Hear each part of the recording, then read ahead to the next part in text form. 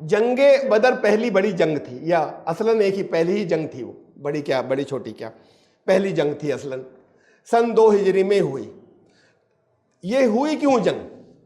यानी जंगों पर बड़े इल्ज़ाम लगाए जाते हैं कि इस्लाम तो मारकाट का दीन है, इसलिए इसको समझना ज़रूरी है, चूँकि इसके अंदर जंग बदर और उससे मुताल्लिक़ चीज़ें आएंगी, बहुत शुरू से आएंगी अभी। तो जंग बदर का पस मंज़र समझ लीजिए, और इसको भी समझने में बड़ी गलतियाँ हुई हैं हमारे मुफस्सिरीन से, बड़े अच्छे अच्छे मुफस्सिरीन से। जो लोग हिजरत करके यहाँ आ गए, मदीने आ जाने के बाद ये हुआ कि उन लोगों ने यहाँ पर पीछा नहीं छोड़ा। अब सबसे पहले हमें मिलता है, जो 2-3 चीज़ें मिलती हैं अब्दुल्ला बिन उबई को, जो मुनाफिकों का सरदार था और जिसको रसूलुल्लाह सल्लल्लाहु अलैहि वसल्लम हमेशा सारे मुनाफिकों को छूट देते रहते थे, वो ओपन था, उसको भी छूट दिए रहते थे। कभी भी आखिर वक्त तक, जो उसके मरने के बाद नमाज जनाजा पढ़ी, उस दौरान कभी ऐसा नहीं हुआ कि उसको कहीं निकाला हो। हाँ, ये अलग बात है कि मैं उसकी बात नहीं मानी, बाज़ जगह कुछ कह सुन भी दिया कि देखो ऐसी हरकत मत करो, वरना इसके अलावा कोई उसके ऊपर एक्शन नहीं लिया, इसलिए कि वो मुंह से अपने आप को मुसलमान कहता था। तो अब्दुल्ला बिन उबई को मुशरिकीन के सरदारों ने, मक्के के सरदारों ने ख़त लिखा। अब ये जानते थे कि सरदारी असल में जिस मौके पर रसूलुल्लाह सल्लल्लाहु अलैहि वसल्लम वहाँ पहुँचे हैं, औस और खजरज 2 कबीले थे, उन दोनों कबीलों में ज़माने से जंग चली आ रही थी, आपस में लड़ते रहते थे मदीने के अंदर। फिर वो आपस जंगें ख़त्म होने के बाद जो सुलह हुई, उसमें दोनों ने मिलकर ये तय कर लिया था कि अच्छा इसे अपना सरदार बना लेते हैं, अब्दुल्ला बिन उबई को। सरदारी उसे मिलने जा रही थी कि रसूलुल्लाह सल्लल्लाहु अलैहि वसल्लम की एंट्री हो गई और लोग ईमान के अंदर आ गए। तो वह आखिर तक इस अपने नुकसान को, या जो उसके ख्याल में नुकसान था, इसे नहीं भूल सका कि ये तो किसी भी तरीके से इनको हटाया जाए, इनका पत्ता काटा जाए, और इन्होंने मेरी सरदारी ख़त्म करा दी। तो वजह उसकी जो थी, उसके मुनाफिकत की या उसकी दुश्मनी की ये थी। ये लोग जानते थे इस बात को। तो मक्के के सरदारों ने ख़त लिखा अब्दुल्ला बिन उबई को कि हमारे लोग हैं कुछ, भागकर तुम्हारे यहाँ आ गए हैं, बिला वजह तुमसे हमारी मुखालफत हो रही है, तो तुम इन्हें निकालो अपने यहाँ से और या हमारे हवाले करो। तो इनको निकालो, हमारे हवाले करो, तो तुमसे तो मुखालफत हमारी नहीं रहे, वरना जब तुमने इनको पनाह दे रखी है तो फिर जाहिर है कि तुमसे मुखालफत रहेगी। वो जानते थे कि किस जगह पर नफ्स किसकी टटोली जाए, वो कहाँ हाथ रखा जाए कि अब इसको कांटेक्ट किया जाए। वो फ़ौरन उसने अपने साथियों को, जितने थे मुनाफिक, उन्होंने इकट्ठा किया और उनसे कहा कि भाई इन्हें निकालना है। ये बिल्कुल शुरू का दौर था, बहुत से तो वो थे कि इनके पास कुछ भी नहीं था, लुटे पिटे अभी तक थे, फाइनेंशियल कंडीशन भी अच्छी नहीं थी। यूँ समझ लिए एक तरीके से वहीं के लोगों की इकोनॉमी के ऊपर वो बोझ बन रहे थे, जो वहाँ के लोग थे। तो ये ख्याल उसको आया कि इसको ज़रा सही तरीके से टैकल किया जाए, तो लोग इस पर, यानी इन्होंने लोगों ने 1.5 साल भुगत लिया है काफ़ी, तो वो राज़ी हो जाएंगे लोग कि इनको निकाला जाए। और कुछ उसके बड़े ज़बरदस्त या स्टॉन्च कमिटेड साथी थे मुनाफिकीन जो उसकी टोली में थे, उनसे बैठकर उसने मशवरा किया कि कंसल्टेशन के ये इनको निकालने का क्या बनाया जाए और हमें इनको हैंड ओवर कर देना चाहिए और इनसे यहाँ पर जंग करनी चाहिए और सब खड़े हों और हमारा कबीला पूरा खड़ा हो, खाली ये थोड़ी कि हम कुछ लोग, और इनको निकालें यहाँ से।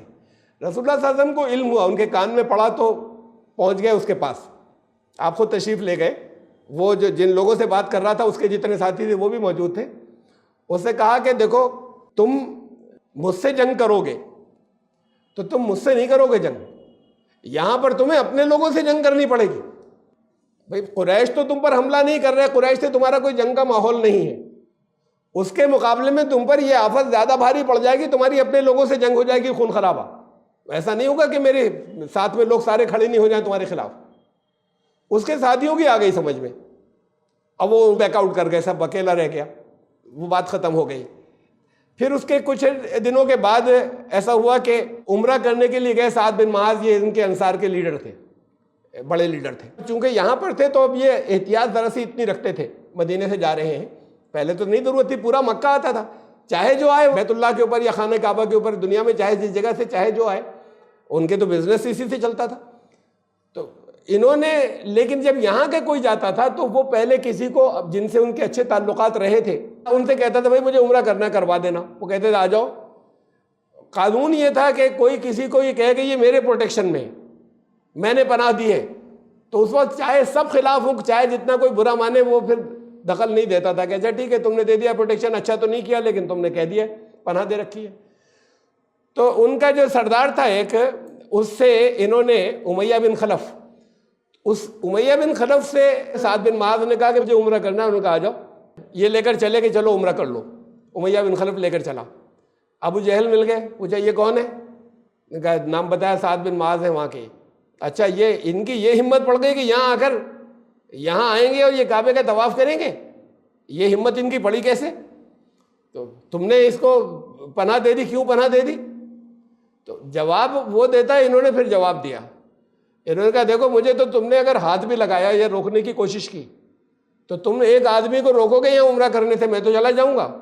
लेकिन तुम्हारा जो तिजारत के, तुम्हारे बिजनेस के जो कैरावान्स जाते हैं, सीरिया शाम से मेन बिजनेस होता था इनका, शाम में काफिले जाते थे। इनके पास कोई खेती तो होती नहीं थी, कोई चीज़ ज़मीन से नहीं निकलती थी, इनका सब कुछ ही बिजनेस के ऊपर था। जो लोग जाते थे, जो रह जाते थे, वो अपने माल दे देते थे कारवान्स को। जो बिजनेस तिजारती काफिले जाते थे उन्हें अपना माल दे देते थे कि ये हमारा है, कमीशन कट जाएगा और वो बिजनेस का मुनाफा जो है वो उसमें लगा लो और फिर हमें भी देना। वो आके बांट देते थे। मक्के वाले अपना बाकी अपना माल लगाते थे, फिर बड़े बड़े कारवान्स जाते थे, यहाँ का माल, यहाँ की कुछ चीज़ें लेकर जाते थे, वहाँ से लेकर आते थे। यहाँ पे से जो लेकर जाते थे वो कुछ दूसरी जगहों से आती थी, जो ये इकट्ठा करते थे और ले जाते थे। तो उसने कहा कि ये तुम एक आदमी को रोकना चाह रहे हो, तुमने अगर हाथ भी लगाया मुझे या सोचा भी मुझे रोकने के बारे में, तो फिर तुम्हारे वो सारे काफिले रुक जाएंगे। वो गुजरता था, वो रास्ता गुजरता था मदीने के पास से, और ये सरदार थे साद बिन माज ने कहा तुम्हारा बहुत लंबा नुकसान हो जाएगा और सारे काफिले रुक जाएंगे तुम्हारे। बहरहाल फिर अबू जहल एक तरफ हट गया। अब ये दो जब वाकयात आए, एक तीसरा और हुआ। कुरैश ने डायरेक्ट महाजिरीन को जो गए थे, अंसार, पहले तो अंसार से बात की थी, ये उनमें ही का था, ये मदीने के रहने वालों में से अब्दुल्ला बिन उबई। अब डायरेक्ट इनमें से कुछ लोगों को धमकी भेजी कि तुम यहाँ से भाग गए, ये मत समझना कि वहाँ हम तुम्हें रहने देंगे, तुम्हें हम जिंदा नहीं रहने देंगे। तुमने ये समझ लिया कि बचकर वहाँ भाग गए तो तुम्हें पनाह मिल गई, तो छोड़ेंगे नहीं तुम्हें हम। ये जो पैदर पे लगातार विद इन एन ईयर जब ये वाकयात हुए तो वहाँ बड़ा ज़बरदस्त अलर्ट हो गया मदीने के अंदर, और फिर पूरी पूरी रात पहरा रहता था। लोग जो है वो ड्यूटियाँ लगती थी और वो गार्ड करते थे और मदीने के चारों तरफ घूमते थे, मदीने के अंदर गार्ड, और रसूलुल्लाह सल्लल्लाहु अलैहि वसल्लम के घर के सामने और ख़ास तौर से पहरा जो है वो बढ़ा दिया गया कि कोई किसी तरह के शर फैला के कोई खामोशी से आए, घुस जाए, वो लोग कुछ करें, यहाँ पर अचानक कोई हमला करके कोई चला जाए किसी एक के ऊपर, तो सबसे ज़्यादा पहरा रसूलुल्लाह सल्लल्लाहु अलैहि वसल्लम के ऊपर लगाएगा। अब ये माहौल रेगुलर लगातार चल रहा था, यानी रात दिन महीनों से चला आ रहा था कि पहरा देना पड़ रहा है बस्ती के अंदर। अच्छे ऐसी आबादी जो सुकून से रह रही थी उसके अंदर पहरे कि पता नहीं कब कोई हमला कर दे, कोई साजिश कर दे, क्या हो जाए। इस माहौल में फिर रसूलुल्लाह सल्लल्लाहु अलैहि वसल्लम ने ये प्रोग्राम बनाया, ये प्लान बनाया कि ये खाली डिफेंस जो है वो काफ़ी नहीं है, बल्कि हम निकल के कुछ प्रेशर इनके ऊपर नफ्सियाती साइकोलॉजिकल डालें। वो प्रेशर हमें डालना ज़रूरी है ताकि जैसे कि साद बिन माज ने कहा था कि तुम्हारे काफिले सेफ नहीं रहेंगे। तो मेन बात यह कि रसूलुल्लाह सल्लल्लाहु अलैहि वसल्लम ने प्रोग्राम ये बनाया कि इनके जितने बिजनेस एक्सपीडिशन तिजारती काफिले जाते हैं उन पर प्रेशर डाला जाए। उससे पहले 8 जो है वो, अब तारीख में जो लिखा हुआ है सरिया गजवा, सरिया आप जानते हैं उसे कहते हैं वो जंग जिसमें रसूलुल्लाह सल्लल्लाहु अलैहि वसल्लम शरीक नहीं हो। गजवा उसे कहते हैं कि जिसके अंदर रसूलुल्लाह सल्लल्लाहु अलैहि वसल्लम जो है वो खुद शरीक हों। तो अब ये तारीख में लिखा हुआ है कि 4 सरिये हुए और 4 गजवे हुए जंग बदर से पहले, कुछ छोटे और कुछ बाकायदा बड़े। कैसे सरिये, कैसे गजवे जिसमें जंग ही नहीं हुई? मकसद जंग नहीं था, वरना जंग होती ना, 8 में से किसी कहीं तो होती। मैं कुछ आपको इशारात उनमें से 8 में से कुछ के देता हूँ। पहला जो था वो सीफुल बहर के नाम से था। सीफुल बहर का मतलब है समंदर के किनारे। तो वहाँ ये ज़रा बड़ा था, सरिया था, यानी तारीख में सरिया के नाम से, यानी रसूलुल्लाह सल्लल्लाहु अलैहि वसल्लम खुद नहीं गए थे, हज़रत हमज़ा को के साथ में, और बड़ा इस लिहाज से कि पहली 30 लोगों को देकर भेजा था, नहीं बड़ा नहीं था। वहाँ पर 300 के करीब जो है वो इनके ये तिजारती काफिले वाले 300 के करीब जो है वो जा रहे थे। अब इन्होंने अपने मदीने ने मुखबर लगाए थे अपने, पता चलता था कि कब जा रहे हैं किधर से, तो वहाँ के बारे में पता चला तो इन्होंने हज़रत हमज़ा को 30 लोग देकर भेज दिया। अब वो जो 300 थे वो 300 सारे के सारे वारियर नहीं थे, जंगी नहीं थे, बल्कि उसके अंदर उनके हिफाजत के सामान वाले वो भी होते थे, हथियार वाले भी, और बाकी चंद एक जो है वो होते थे कि जो जाने के बाद वहाँ ट्रेडर्स वो लोग हैं, और बाकी सामान है, ऊँट ही ऊँट है, उनके ऊपर सामान लदा हुआ है। तो वो 300 के करीब लोग थे उसके अंदर, जिसमें सारे वारियर या जंगी नहीं थे सारे। और सबके पास हथियार भी नहीं होंगे, ये 30 गए यहाँ से। वहाँ पर आमना सामना हुआ और दोनों ऐसा हो गया कि जैसे कोई टकराव की सी नौबत आ जाएगी। ये इधर है, प्रेशर डालने के लिए वहाँ पहुँचे थे, और हजरत हमजा तो वैसी तरह जोशीले भी थे, बहादुर भी थे, तो वो लोग भी सामने खड़े हो गए। तो कुछ ऐसा माहौल बना कि टकराव होगा। उसमें फिर उन्हीं की तरफ के कुछ लोगों ने समझाया अपने यहाँ के लोगों को, शायद इनसे भी आके बातचीत की, और बाद मामला डिफ्यूज हो गया, ये लौटाए। अगर हुक्म दिया होता कि जाके लड़कर आना तो लड़ाई होती ना, या अगर उन्होंने उनके पास से कुछ आया तो पहले तो वहां से परमिशन लेते कि साहब ये वहां से ऑफर आया कि रहने दो तो हम वापस आ जाएं क्या। तो खाली प्रेशर डालने के लिए गए थे, वो प्रेशर की बात हो चुकी। उन्होंने कहा जंग के लिए आए, आया, लेकिन फिर वो मामला डिफ्यूज हो गया, ये वापस आ गए। ये था पहला सरिया। सरिया जंग को कहते हैं, वो जंग जो रसूलुल्लाह सल्लल्लाहु अलैहि वसल्लम की कमांड में नहीं हो बल्कि कोई किसी दूसरे को भेजा हुआ है, तो फिर ये पहला सरिया कहलाता है जिसमें कोई जंग नहीं हुई। दूसरा सरिया राबिग नाम का था, हज़रत उबैदा बिन हर्स 60 सहाबा को भेजा। अब यहाँ उधर अबू सुफियान था। अबू सुफियान जो था वो बहुत बड़ा, बहुत शातिर वो भी था, बिजनेसमैन। वो ज़्यादातर कैरवान्स को लेकर जाता था, और इसलिए जिसमें ज़्यादा होते थे अबू सुफियान इसलिए लेकर जाता था कि अबू सुफियान वो अच्छा जंगी कमांडर भी था, तो था कि ये जाएं, कुछ लोग उसके अंडर में जंगी होते थे और बाकी फिर। तो अबू सुफियान जो है वो 200 लोगों को लेकर, कारवान में उसके 200 लोग थे, 60 लोगों को देकर भेजा, इत्तला मिली थी, इंफॉर्मेशन मिली थी। तो ये दूसरा था सरिया राबिग। जंग नहीं हुई, वापस आ गए, कोई जंग नहीं हुई। उनको मालूम हुआ कि यहाँ हैं, कुछ बच गए होंगे कि ये लौट आए। अबे हमला क्यों नहीं किया जब गए थे, तो लड़े क्यों नहीं? लड़ने भेजा था, लड़ने भेजा होता तो कोई टकराव तो होता ना, कोई टकराव नहीं है, वो वापस आ गए, मिशन पूरा हो गया।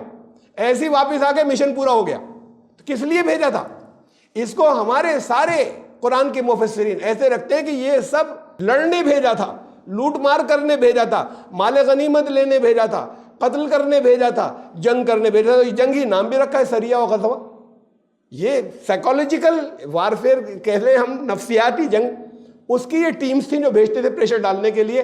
इस प्रेशर को हटाने के लिए हुआ कि अब ये काम नहीं चलेगा कि प्रेशर सारा हम पर है, हमें भी कुछ करना चाहिए। तो प्रेशर उन पर डाला जाए इकोनॉमिक, कि तुम्हारी तो पूरी इकोनॉमी खत्म हो जाएगी। देखो जिस तरफ से भी निकल कर जा रहे हो वो हमारे लोग पहुंच जाते हैं, और फिर हमला कर दे, तुम्हारी चीजें ले ले, लूट ले। लूटा कभी नहीं गया। फिर एक गजवा आ रहा है, 200 सहाबा को लेकर रसूलुल्लाह सल्लल्लाहु अलैहि वसल्लम निकले। गजवा बुआत नाम है, कुरैश का काफिला था, उसमें 100 लोग थे। रसूलुल्लाह सल्लल्लाहु अलैहि वसल्लम 200 को, अब तो दुगने हैं उनके 300 के मुकाबले में, इनके हज़रत हमजा के साथ में 30 गए थे, अब उनके मुकाबले में दुगने हैं, और वो भी सारे के सारे जंगी नहीं है। अबू सुफियान था, उसके कमांड में कुछ लोग होंगे। तो अब ये लोग पहुंचे, जंग करना होती तो जंग होती, ये मौका था जब हमला करते।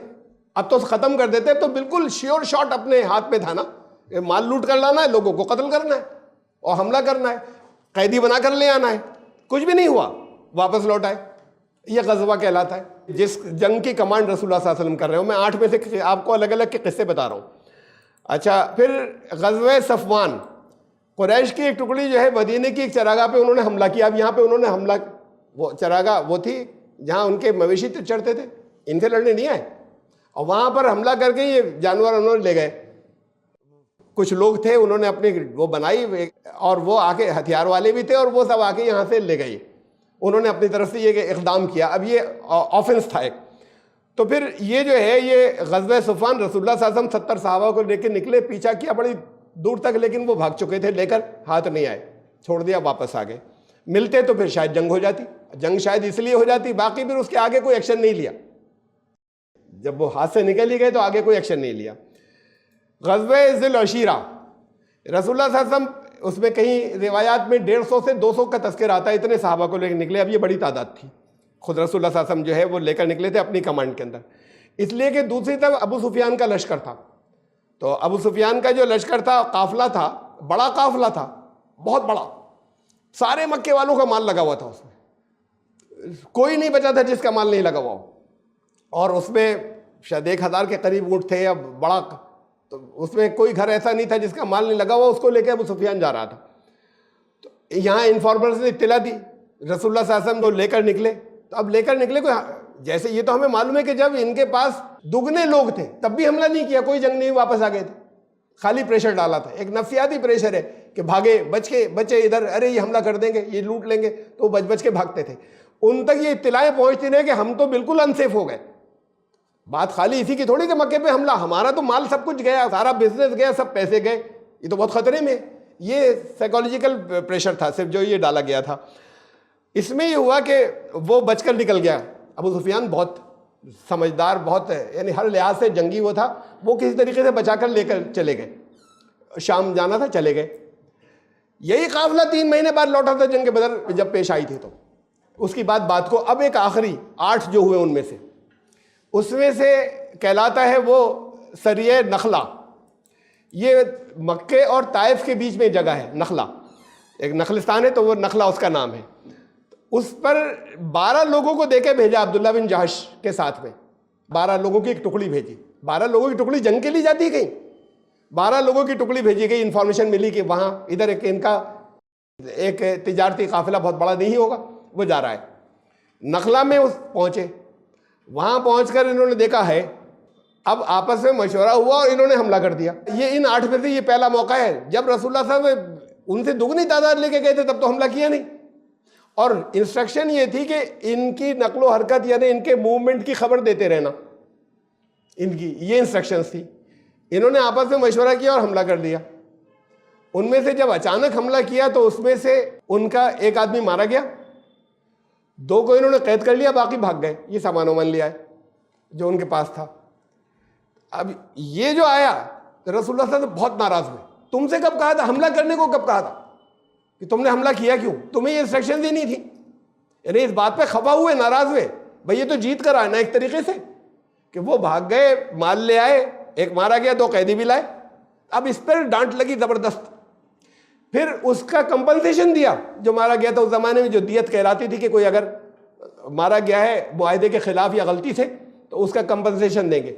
उसका कंपनसेशन भिजवाया और कैदियों को छोड़ दिया। तो ये एक में जहां इनको डांटा, जिनसे ये गलतफहमी हो गई थी कि हमला करना है, उन्होंने सचमुच हमला कर दिया। एक तरीके से जीत कर आए तो डांट पड़ी, और जो माल था वो वापस कर दिया, जो कैदी थे वो वापस कर दिया, और उसका कंपनसेशन दिया जो एक मारा गया था उनका। ये है वो जिसको हमारे सारे मुफस्सिरीन तकरीबन ऐसे रखते हैं कि बस ये गज़वा और सरिया नाम के बड़े फौजी स्ट्रेटेजिस्ट थे रसूलुल्लाह सल्लल्लाहु अलैहि वसल्लम, और इस हमले के लिए निकले, बस वो तो बचते रहे, और इसके लिए निकले और उसके लिए निकले, और ऐसे ये सारी चीज़ें ऐसे रखी जाती है। इसका मतलब जंगी तैयारी सारी इंसाइट, यानी उकसा तो खुद रहे थे। जब ये ऐसा रखा जाए तो खुद उकसा रहे थे जंग के लिए। तो वो लोग तो सीधे से अपनी बिजनेस करने जा रहे थे, तिजारत करने जा रहे थे, तो ये लोग उकसा रहे थे। हमारे मुफस्सिरीन ने सबने इसे ऐसे ही पेश किया है कि जैसे उकसा ये रहे। बहरहाल बिल्कुल एक गलत तस्वीर रखी जा रही, मैंने तफसीलात आपको बताई। अब उसके बाद वो काफिला जो अभी मैंने बताया नंबर 7 पे जो था, जो अबू सुफियान लेकर गए थे, वो 3 महीने बाद वापस लौटा। बहुत बड़ा था वो।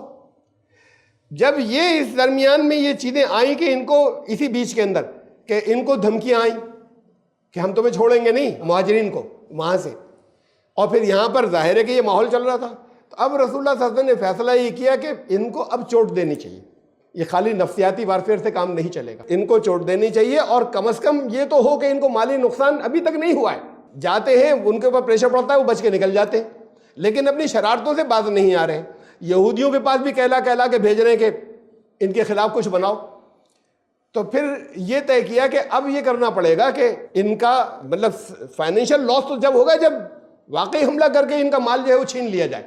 मकसद लोगों को मारना नहीं था, इनका माल छीन लिया जाए। ये माल की या गनीमत या लूट की हवस से नहीं था, बल्कि इन हालात के अंदर ये ज़रूरी हो गया था कि अब इनको सचमुच एक फाइनेंशियल लॉस हो, एक झटका लगे। तो इंफॉर्मेशन थी कब आ रहा है वापस। तो रसूलुल्लाह सल्लल्लाहु अलैहि वसल्लम ये 313 सहाबा को लेकर निकले। 313 की हालत ये थी कि 2 घोड़े थे, 70 ऊँट थे। 70 ऊँट हैं, जब 313 हैं तो बारी बारी बैठते थे लोग उनके ऊपर, पर बाकी पैदल चलते थे, बारी बारी उन पे बैठते थे। घोड़े कुल 2 थे, हथियार भी नाकाफी थे। काफिले के अंदर कितने लोग वॉरियर्स होते हैं, बाकायदा जंग के लिए नहीं निकले थे ताकि कोई गलती ना कर बैठे, तो कमांड में खुद थे, आप खुद लेकर निकले थे। और अबू सुफियान खुद बहुत इंटेलिजेंट या बड़ा शातिर या स्ट्रेटेजिस्ट था, बहुत बड़ा। अब वो अलग इंफॉर्मेशन एक बार तो हो चुका था, बचा कर ले गया था, तो वो अब उसे वापस लाना था। अब ज़्यादा माल था, जब वापस आ रहा था तो उसने अपने इन्फॉर्मेंस रखे थे पता लगाने के लिए, उसको इन्फॉर्मेशन मिल गई कि ये निकल रहे हैं, अबू सुफियान को भी इन्फॉर्मेशन मिल गई इनकी। तो उसने पहले काम तो ये किया कि बड़ी तेजी से एक अपना रिप्रेजेंटेटिव कासिद दौड़ाया मक्के की तरफ, मक्के वालों तुम्हारा सब माल लूटने जा रहा है, कुछ भी नहीं बचेगा, बैकअप भेजो, कुमक भेजो, वरना सारा माल लूट जाएगा। वहां पहुंचते ही एक हंगामा मच गया, हर एक का माल सारे मक्के का लगा हुआ था, उसके अंदर सारे लोगों का लगा हुआ था। तो वहां फौरन ये हो गया कि चलो और हथियार लेकर चलो। तो फिर जब ये चले यहां से, वो चूंकि इतना बड़ा स्ट्रैटेजिस्ट था, वो काफिले को अलग रास्तों से रास्ते भी जानता था, वो किसी तरीके से घुमाकर बचाकर किसी और रूट से निकाल ले गया अबू सुफियान। रसूलुल्लाह सल्लल्लाहु अलैहि वसल्लम ने लोगों से कहा कि ये अल्लाह तुम्हें माल दिलवाएगा, इसके अंदर बहुत तुम्हारी फाइनेंशियल पोजीशन भी अच्छी होगी, ये रसूलुल्लाह सल्लल्लाहु अलैहि वसल्लम ने उन लोगों से कहा। वो बचकर निकल गए, अबू सुफियान जो है वो उसको ले गया बचाकर।